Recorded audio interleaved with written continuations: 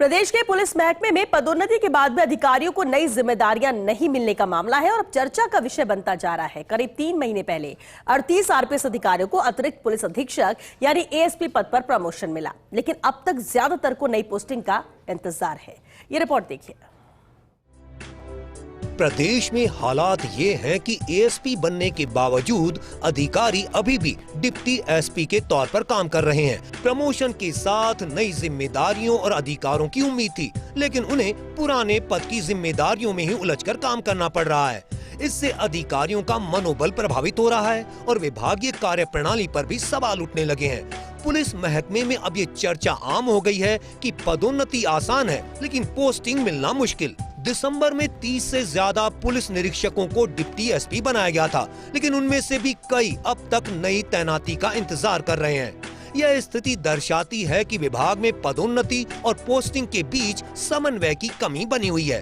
कुछ अधिकारी तो लंबे समय से एपीओ रहकर मुख्यालय में हाजिरी दे रहे हैं। बिना स्पष्ट जिम्मेदारी के बैठना न केवल निराशाजनक है, बल्कि उनकी कार्यक्षमता का भी पूरा उपयोग नहीं हो पा रहा है। इससे प्रशासनिक व्यवस्था पर भी प्रभाव पड़ रहा है। अब सबसे बड़ा सवाल यही है कि आखिर तबादला सूची जारी होने में इतनी देरी क्यों हो रही है। हर गुजरते दिन के साथ अधिकारियों की उम्मीदें कम होती जा रही हैं, लेकिन मुख्यालय की ओर से अब तक कोई ठोस संकेत नहीं मिला है। इससे विभाग के भीतर असंतोष का माहौल बनता दिखाई दे रहा है। काफी संख्या में ऐसे भी सर्किल हैं जहां डिप्टी एसपी की पोस्ट खाली है। इस कारण पुलिस का काम प्रभावित हो रहा है। पुलिस विभाग जैसे संवेदनशील और जिम्मेदार संस्था में इस तरह की प्रशासनिक देरी कई स्तरों पर असर डाल सकती है।